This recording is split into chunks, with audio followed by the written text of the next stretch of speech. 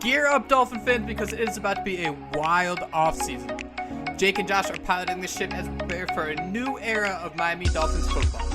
If you don't already, follow them on Twitter at jmendel94 and at Houts. Help our community grow by hitting the subscribe button and leaving a review. We thank you all for the support. Now let's talk some football.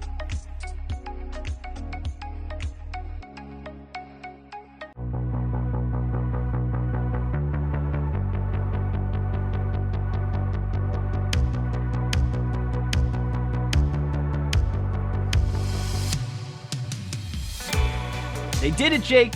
They freaking did it. The Miami Dolphins completed a trade with the Kansas City Chiefs. Chris Grier unloaded the bag of draft picks and got themselves superstar wide receiver Tyreek Hill. We have so much to discuss on this episode of SB Nation's one, the only Phinsider Radio, the Jake and Josh Show. I'm Josh Houts. That means I must be joined by the one, the only Jake Mendel. How's it going today, Jake? Josh, Chris Grier, he was reading everyone's tweets. He was listening to all the hate, and he went on and made one of probably the biggest moves that the Dolphins have seen in some time, and traded for Tyreek Hill. I mean, I can just say it over and over again because it's such a crazy thing to think about. I still can't believe it happened. I mean, you put down here, we finally had our cigarette. We needed a few days to just sit there and kind of bask in all this. But, dude, what this means for the Miami Dolphins, I know you saw the trade compensation. It came out. The Dolphins are only giving up a 2022 first-round pick, a second-round pick, and a fourth-round pick this year, and then a fourth and a sixth in 2023. So I know some people broke it down with, the trade charts and how that compared to the Devontae Adams trades and some of those other trades. What were your thoughts when you saw the compensation, Jake? Because, I mean, to me, I saw those fourth rounders, a sixth rounder, and I just kept thinking about Jeff Ireland, those acorns, and I just said, I really don't care. F them picks. Josh, when we were talking about this, we said, what did we think the trade would be? You originally did you say two first round picks? I threw out two first. I threw out two first, and then I kind of went back to a first and a third. So that.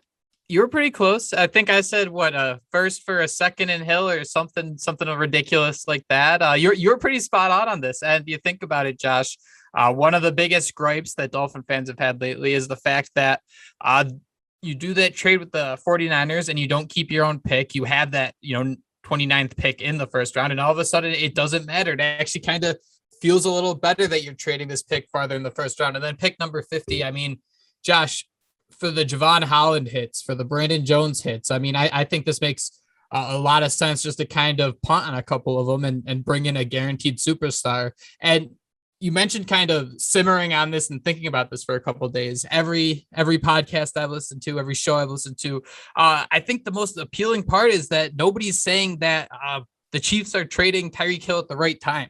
Some people might think that this deal is a good idea for the Chiefs. It's forward thinking, sure, but nobody is saying that, hey, Tyreek Hill is a bad investment. And to me, I think that's probably the most exciting part is the fact that, this isn't Mike Wallace being an 87 in Pittsburgh using our good old Madden lingo and going to Miami where he's instantly a 79, right? This is Tyreek Hill. He's a 99 and he's going to be a 99 when he gets here. And the Dolphins are going to pay him like he's that. Yeah, they absolutely did, man. This is a 28-year-old receiver. Like you mentioned, he's really just, ascending as, if we're being honest. He did sign a 4-year deal worth $120 million.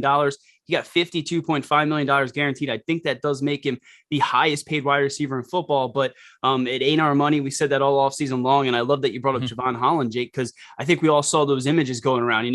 I think Larry Tunsil even kind of alluded to it. All of this came from that Larry Tunsil trade. They ended up with Javon Holland, Jalen Waddle, Tyreek Hill. I think they ended up with a 2023 first round pick in there as well. So it's not apples to apples, I guess, if that's a saying, but I mean, it's just crazy to think of what the Dolphins, again, so down on Chris Grier. I was one to admittedly say I probably would have fired him, maybe kept Brian Flores. Egg on my face, man. He went out there and he put it all on the table. And the Dolphins, I mean, they must see that this team is really just an offense away, really is, just putting the right pieces around, getting the right system in there to, reach that next level. And it's hard not to get excited. But, dude, these last few days, trying to figure out the words, because like you mentioned at the beginning of this podcast, there has not been a trade of this magnitude in a long, long time. I know these lists are a little dramatized, but you think about that NFL top 100. I mean, Josh, in the last, 48 hours, last 5 days, I guess, at this point, the Dolphins have gone from arguably one player in the top 100 on that offense being Jalen Waddle to, up to 3. You think Armstead, if he's healthy, he becomes that guy. And Tyreek Hill is another guy in that offense. And it's just kind of a funny twist, Josh, after so many years of wondering who's going to, step up, which player is going to grow. We're just going to kind of try to throw in guys and hope it works. But for everything I'm seeing, man, it seems like it's about as foolproof as possible. And I feel like that's too good to believe. Yeah, and I mean, I guess we'll sit here at the end of next season and miss the playoffs and be the same old Dolphins, but I'm going to be stoked because at least they went out there and they tried. I have to laugh because I don't know if you saw the way Hill's contract was structured, but I think the last year was like a $50 million cap hit. A lot of people are speculating that this thing gets restructured in 2023, but I remember back when Mike Wallace got traded, the excitement I had at the time. That is how we should be feeling about what Tyreek Hill is going to bring to this offense. Last season, he caught 111 of 159 targets for 1,239 yards and 9 touchdowns.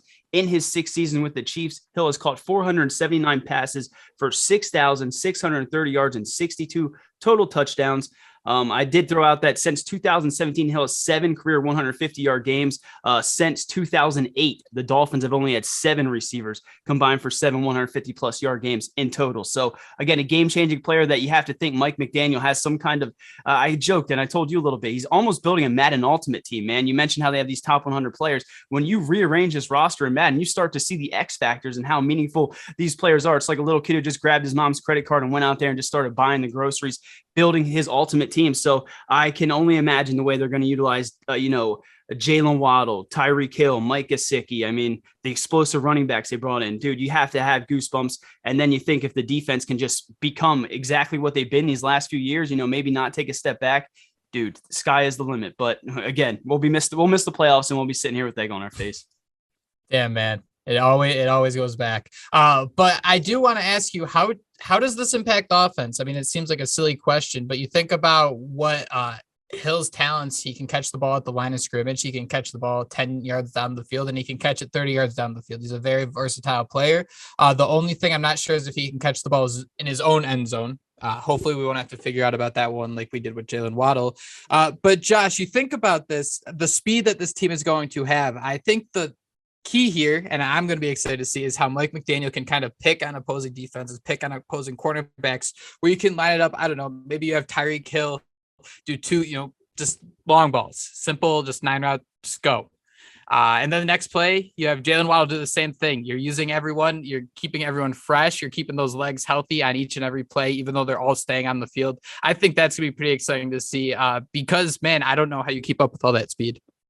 Yeah, I don't know how. And then you got to think about it, though. Mike McDaniel, based on everything we've heard, he loves to run the football. They want to be run heavy. So what does that mean when you have these 2 explosive burners? I mean, Jake, we both play Madden. We know how devastating those crosser routes are in man coverage. Can you imagine defenses, like you mentioned, just trying to track them down all game long? It's exciting. And let's be honest, it's setting Tua Tagovailoa up to have success. I mean, everyone's saying how this is a negative thing to him. No more excuses for Tua. It honestly took you signing Teron Armstead, Tyreek Hill, and all these other things to now say that he has no more excuses. If you had to do all that, then clearly there was a problem there. So Tua should go out there, with all these new weapons, with that arsenal, be the player that we expect. But I think what we do have to look at, Jake, is the fact that they did keep both those first-round picks next year. There is a very loaded draft class, some of the best quarterbacks coming out next season. So if for some reason Tua goes out there and doesn't take that next step that this coaching staff wants to see, you have this explosive video game type offense in place to go out there and then draft the quarterback that Mike McDaniel wants, and he can come right in and plug and play. Again, that's, a whole season down the road, and I think Tua is going to take the next step. But,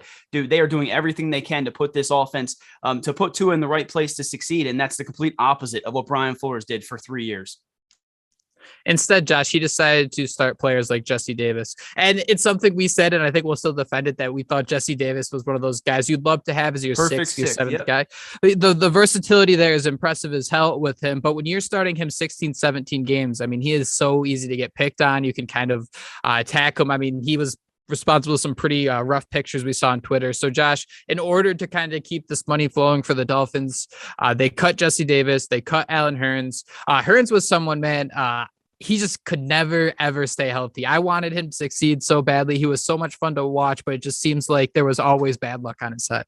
Yeah, and I think when the Cedric Wilson signing went down, I think I said he was almost like a similar player to Allen Hurns, maybe a little more souped up. So we saw both these cuts, let's be honest, coming from a mile away. There are still some other players they could cut. And we have Adam Butler, Ethan Carter, Greg Little. There's still decision to be made there on Eric Rowe. So again, I think I've been admittedly too hard on Jesse Davis. A lot of that probably is from seeing him play, right tackle to his blind side and just, get knocked out of the Bills game. Some of the other, we know why we've been down on Jesse Davis, but I think the stat was 72 games he's played for the Dolphins in his years starting. So, I mean, this is a player that can go to a team and start. I mean, he could be a decent guard in the league, right? I mean, I just think the issue is you do not want him protecting your quarterback's blind side. And again, that all falls on Brian Flores and that coaching staff. Another thing, Jake, that a lot of fans were kind of speculating what happened. Byron Jones restructured his contract. I don't have the numbers in front of me, but I don't know if you saw it, man, but he said, I think he posted I restructured my contract just to get beat in practice every day by Tyreek Hill with clown emojis and stuff. So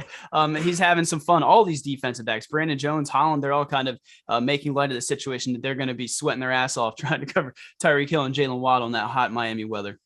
Wasn't there a video going around that Tyreek Hill was already partying with Jerome Baker? Is that something I saw? There was. They were doing a dance around the pool or something. I mean, dude, it's cocky Dolphins. You have to enjoy this stuff. The Dolphins are it's mathematically impople for them to lose games right now. You have to go out there and at least enjoy this for what it is. And it's an exciting time. And Josh, I want to bring this back to Mike McDaniel for a second, because Tyreek Hill, he met with the media on Friday, I believe it was. And he basically said when a reporter asked him if the Jets were ever going to be an option for him. And you look at the two teams, Josh, the Jets and the Dolphins, you can look at Miami to New York, and that's kind of a no-brainer right there. But I want to ask you this. Do you think there's anything to the fact that the Jets, Robert Saleh, a defensive-minded team, compared to Mike McDaniel, the offensive mind, the innovator, the guy who just spent, $60 million on a left tackle, this team that's finally investing on that offensive side after seeing that, no surprise, Brian Flores 3 years really invested on that defense. So do you think there was anything to that appeal of having that offensive guy in place as the head coach is already paying a little bit of a bonus towards the Miami Dolphins? For sure. But I mean, I think ultimately money talks, but we can sit here and spin it though you and I are going to, at least I'll spin it as though he picked Tua over Zach Wilson, right? We'll just pretend that was the deciding factor there. I think Tyreek Hill said he had family there in Miami, so he called it home. So, dude, I don't know if you saw, but Not So Sports Center something throughout the Jets banner in the offseason. It was almost traded for Tyreek Hill. So it's just nice to be on the other end of that, man. But one thing, and I don't want to sit here and start saying Tyreek Hill and Deebo Samuel, that it's going to be the same type of role we saw in San Francisco, but I'm kind of getting a little excited, man, when Tyreek Hill was asked the way he'd be utilized. He said Deebo Samuel's a freak athlete. I'm excited. That's all I'm going to say. And I think Drew Rosenhaus later, when he met with the media, kind of again said he saw, Kansas City utilized him very well, but he's excited to see how they can make him a Deebo in Miami. So I don't know if you had any thoughts on that, but dude, there was so much to take away from these press conferences. One of my favorite things was Teron Armstead rocking that Dan Marino jersey. What were your thoughts? I love how Deebo Samuel's become a label. I don't know if you've noticed this, but every time the Dolphins make a move, whether it's a left tackle or fullback, I ask, hey, are the Dolphins going to use this kind of Deebo Samuel role? I just think it's so funny that we look to this one guy. Yeah. And all we want is the guy to line up in the backfield and take a handoff, right? Isn't that what people mean by Deebo Samuel? They just want one handoff, a couple plays in Madden. Running back. Yeah, just line him up back there. That's all anybody means by that. Just not in the shotgun on 4th and 1 and have it be a Malcolm Brown. But the thing I think that we're if we're playing shoots and ladder, this is absolutely a shoot that we're trying to say about Mike McDaniel and Deebo Samuel. It goes back to a quote I think McDaniel had when he first joined the Dolphins. He was talking about his time in Washington and how when they had RG3 and they really blew up with RG3, he said he had no experience of RPO before that year. This is someone who said that they basically all gathered together and taught themselves how to run this offense during the offseason. I think that's kind of what we saw them do with Deebo Samuel, where he's able to explode on the scene because you spend that offseason studying, figuring out the strength of your guys. And that's why, man, I'm excited to see how they can use all the speed. Obviously, only one guy can have the ball, but how we're going to see them take advantage of mismatches. And dude, I can see a lot of, I don't know if you remember, what year was it? 2016, 17, where Pittsburgh Steelers linebacker lost his lunch. I could see a lot of that happening in Miami this year. A lot of, yeah, dude. Was that Timmons? Didn't they sign him then? And then he got lost at like the airport or something. Yes. One thing I do need to say before we move along here is, dude, everyone keeps thinking that Tyreek Hill is just this, blazer that just gets these 50+ yard receptions. That's not how it is at all. I'm throwing out the Philly game from last year. I got Cleveland coming up, but I think someone threw out there. He had a lower depth of reception than Devontae Parker and Gesicki last year. So, we've heard Mike McDaniel talk about the yak and how much meaningful that is. Everyone thinks, Tyreek Hill's coming to Miami where his career is, going to die because they make jokes that Tua can't get the ball to him. Dude, this guy is going to be he's going to be a game changer. Last thing about the pressers, Jake, Teron Armstead said, both of them, both Tyreek Hill and Teron Armstead said Tua Tagovailoa is one of the most accurate quarterbacks they've ever seen. And then Armstead said he doesn't know how Breeze and Tua's relationship is, but he would love to connect them. So that's the last thing I'll talk about. What were your thoughts when you heard that, man? Because I was ready to run through a freaking wall. Man, I would say the same thing if I just got $60 million guaranteed dollars. See, you're always the bad cop. I'm the good cop. I'm not saying it's a bad thing. Cop. I'm just saying, he's not going to come on and be like, yeah, why did they take Justin Herbert? He doesn't have Drew Brees. He doesn't have Drew Brees in his backpack, is what you're saying. He's not just going to come the first day and like, hey guys, I brought Drew. Well, no, it's a good thing. You love to hear it, and fans are going to eat it up. I'm going to lose my mind the first time they show him and his molar on the sideline during a Dolphins game, where he's going to be wearing Dolphins gear for the first time in his career. Something we've always envisioned. Just hope it's not raining. Just hope it's not raining that day, right? What was it? 5 interceptions. Dude, you're haunting us. Breeze will be like, we're supposed to be escaping this stuff. Yes, you're right. I'm just too excited, man. Hey, don't hold anything against us. We're just on cloud 9. I can't believe Tyreek Hill's a Dolphin. And right after Teron Armstead, what is happening, dude? The world's going to truly end. So what do you think of Josh? Greatest show on surf, Legion of Zoom, and then you're gonna have to say that one. Okay. Yeah. I mean, apparently Legion of Zoom and the Greatest Show on Surf get people mad because other fan bases may have used that. I just joked to a souped up Speedy Super Friends. I don't know, man. I don't have a nickname right now. We'll figure something out by the end of the year, but just hopefully this all comes to fruition, right? Hopefully we're not sitting here laughing at this offense, 7 weeks into the season when we're 0-7 or something.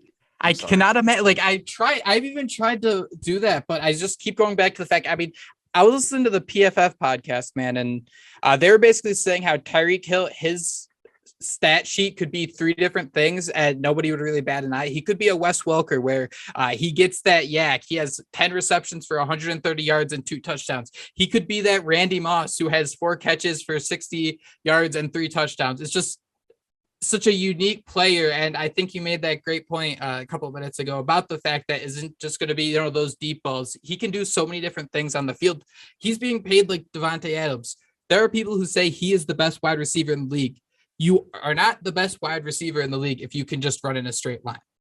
No, and you mentioned Wes Welker, man. I mean, I was excited to think about, Wes Welker working with Jalen Waddle. Now he's working with Tyreek Hill and Jalen Waddle. I mean, goosebumps. Did you have a nickname that you preferred out of those that you said? Was there one that you preferred? I said I kind of like the surf just because Mostert does a celebration, and I think it's Mostert, right? I don't know. You know how I am with names. Either way, he does a surf celebration after he scores, and yeah. So, what were your thoughts? I think the fact you called them souped up Speedy Super Friends with a Z. I think the Z was edgy enough to kind of take the cake for me. I think that did it for me. I kind of like the Greatest Show on Surf. But if we want something unique and special to the Dolphins, if we know that the Greatest Show on Surf has been used before, you'll never find another group of Tua's souped up Speedy Super Friends. No chance in the world. Yeah, and I picture them all wearing like superhero outfits with like rings on or something. I don't know what I'm picturing in my head, but it would be Tyreek's a cheetah. They have these really like I don't know, cartoon outfits on, kind of like your banner on Twitter, basically at HOUTZ Houts. At HOUTZ. Another thing we got to talk about, Jake, you mentioned it. I mean, we kind of thought if the Dolphins bring in wide receiver help, we never expected to be Tyreek Hill, but Devontae Parker, man, you hear, I think Miami Herald, Barry Jackson's talking about it. One of the teams was the Eagles, have to also throw out the Packers, which you talked about. So what are your thoughts on that? What might be compensation? I mean, because I think the contract was 2 years, 12. You have it there. Josh, the interesting thing about Parker is we're at a point where I look at what the Dolphins receiving core has done the last couple of years, and we've entered each year thinking they're talented. And again, the expectations are through the roof this year compared to years past, but Devontae Parker, he's on your books for the next 2 years, about 9.59 mil each of the next 2 years. That's a very attractive contract. I've been saying it, I think, for a while now. I'm going to go just pat myself on the back for that one. That this is a great trade for the Packers. We've been hoping, or I've been expecting this trade for a couple of years now. But man, you look at that receiving core and you wonder if you're stuck. Jalen Waddle's out 1 game, 2 games. I mean, you can't expect football players to play 17 games. That Devontae Parker contract, I still think, is a great one to have. So I got to ask you, man, would you trade Devontae Parker? Would you give up that little bit of awesome depth you have at this position now in order to kind of free up some flexibility, maybe get a 3rd, 2nd round draft pick? Would that help you more this year than someone like Devontae Parker? That's a great question, Jake. I think you're right when you look at the contract, when you look at different receivers perhaps going down throughout the year. And you also have to look at Devontae Parker just having a completely different skill set, right? I mean, he's that larger body. He's, again, I call him the quote unquote wide receiver 1 because he fits that mold. But I mean, who else would be better to help this entire offense, right? You got Parker, then you got Tyreek Hill, then you got Jalen Waddle, then you got Mike Gesicki, then you got Lynn Bowden, then you got Cedric Wilson. I mean, that sounds much more sexy to me than if you take Devontae Parker out of there. So I've always been a fan. I know it goes up and down. I mean, that's just what we do as fans, right? That when they're playing bad, we're on their shit. When they're good, we're their biggest cheerleaders. But I've been a pretty big fan of Devontae Parker, and I think he'd help the Dolphins much more this year than maybe that 2nd or 3rd round draft pick. And I think he kind of can play that role that, hey, you look at what was happening in Kansas City. It was Tyreek Hill and Travis Kelce. You kind of expect Mike Gesicki to be that guy. You look at San Francisco, it was Deebo Samuel and George Kittle. So I do wonder if there's going to be that opportunity because, Josh, I think we have said in the past, or a lot of other people have said that Devontae Parker and Mike Gesicki, the way they play football is really similar. They have that same skill set. So I wonder if there could be an opportunity here for him to come in and have that big role, maybe not the highest usage, but find his way to 6-7 touchdowns just for being that physical red zone target that the Dolphins are able to create space for. And then you can trade him next year. I just kind of would like to see this offense have as much talent as possible. Yeah, and I did say that maybe he'd be more valuable at least this year than that 2nd or 3rd round pick. But when you look at this draft, man, I mean, if you can get a 2nd rounder, which again, that might be a little too high for Devontae Parker, then you could find his replacement. So that won't be the worst thing. But I think if you're going in 2022, with them trying to go out there and clearly make their presence felt in the AFC, you would want Devontae Parker on that offense. Before we wrap it up, Jake, I hate that we're even talking about this. I think, the rumors now have kind of steadied down, but sometime over the last 48 hours, the guy that first reported Tom Brady to the Tampa Bay Buccaneers sent out a tweet saying, I think Tom Brady might be playing a little further south this year. Also went on the radio and pretty much said verbatim that you could quote him that the Miami Dolphins were working on a deal for Tom Brady. They didn't know if it was going to get done this season. So just give me your thoughts on that, man. Because we've heard for the last 2 years now, there's been Tom Brady linked to the Miami Dolphins. We heard Stephen Ross pulled out the yacht to have like a private meeting with him. What are your thoughts on this? Because I want to say there's no way in hell it can happen, but we would have said the same thing about Tyreek Hill, wouldn't we? Exactly. It's kind of that thing too. I mean, there's so much smoke. There's got to be some sort of fire brewing about it. And at this point, man, the NFL is changing so quickly where these trades are becoming more and more popular, where 5 months ago, we'd have no idea that this is what the NFL looked like. So I'm really not going to say no way, never going to happen, but I have a hard time seeing it happen this year. Dude, if Tom Brady ends up playing for another 4 or 5 years, I could so see him being Brett Favre on the Jets, could be Tom Brady on the Dolphins. I could see that being a possibility if Tua maybe doesn't work out. I don't know.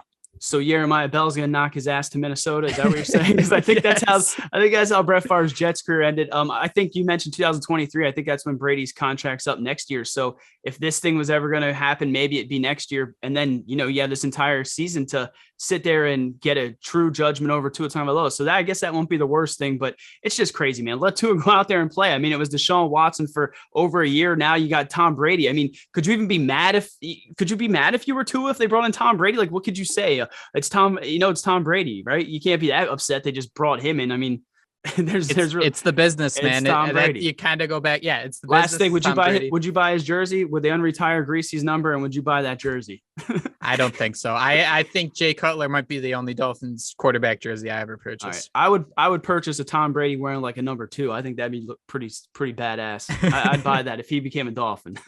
I could see a nice 2. I could see him rocking that. But man, we're going too deep into this. I hope that this is an offense where we're high off Tyreek Hill. That's what we are. I think it's going to be an offense, Josh, where we shouldn't expect to see highlight plays from Tua every week. I don't think it's going to be that type of offense. No matter what he turns into, if he's the quarterback for the next 4 or 5 years, I see Jimmy Garoppolo at his peak, and we should not see that as a bad thing. This is a guy, when healthy, was in an NFC championship game and an NFC and a Super Bowl appearance. So I I'm just praying that no matter what we're saying about the quarterback, it doesn't have anything to do with, the wide receiver play, the offensive line play, that he was able to make some throws. Yes, he's going to have some misses. For every, truck of a Jets player we want to throw out there is the counter. I just threw it into a linebacker's gut. So I'm excited to see this offense and what Tyreek Hill brings, because I think it's going to make those throws in the gut less likely and make a pretty clean offense where, 47-year-old Tom Brady playing in it should probably be able to make it work. Let's hope. Yeah. So translation, let Tua cook is what I heard there, right? Let's Tua exactly go out there and just, be Tua. I'm with you, man. I remember before you mentioned how you could see him being Dak. And at the time, I don't know if I thought Dak was on a whole nother tier or something, but when I was watching Cedric Wilson, going back and trying to see what Kellen Moore did, you kind of see maybe, Dak isn't that elite quarterback that I once thought he was. And maybe, Tua Tagovailoa isn't too far off from that. So I think that, bringing Teddy in here could push him, right? I mean, that just seems like a whole nother thing that's going to eventually come to a head spin, right? We're going to have people starting to bang the table for Teddy Bridgewater, but we are way down the table for that. Dude, with how power and info hungry Twitter is, we'll be on that. I think we'll be on that train probably. Yeah. Like early next week, probably we'll be settled with the fact they just traded for like the best receiver in the league and signed arguably one of the best left tackles. We'll start complaining that they signed a good backup quarterback. They might not be done. I've heard, people are tweeting little honey badger emojis and other things like that. So who knows, man? I mean, again, we never expected Tyreek Hill, and hope you guys enjoyed this podcast. You and I are both, on cloud nine about after this trade, man. We were sitting there doing that podcast. We probably should have waited another 30 minutes, right? If we would have stayed on 30 minutes, we would have had the perfect podcast. But it just our luck, you would have got traded to the Jets, and then the entire podcast would have been scrapped. So sad, dude. It would have been so sad. But guys, thank you so much for joining us. If anything does happen, Josh will have the Photoshops, the gifts ready at HATZ. Hit that subscribe button wherever you listen to your podcast, because we've been a little jumpy on when we record shows. We like to kind of follow the news and kind of see how things go. It's been a wild offseason, Josh, and it's only going to get better from here. I hope. I don't know. If it gets better from here, dude, what else could they do? I mean, holy crap. JC Treader, get a right tackle, right? That would be what they could do. But thank you guys so much for listening to this episode of the Jake and Josh Show. I'm Josh Houtz. That's Jake Mendel. We'll talk to you next time. FInsUP. FInsUP. That was Phinsider Radio, part of the Phinsider.com and the SBNation network. Miami has the Dolphins, the greatest football team. We take the ball from goal to goal like no one's ever seen.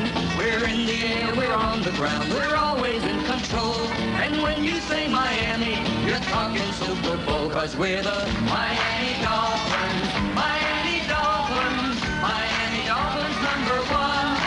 Yes, we're the Miami Dolphins. Miami Dolphins, Miami Dolphins #1.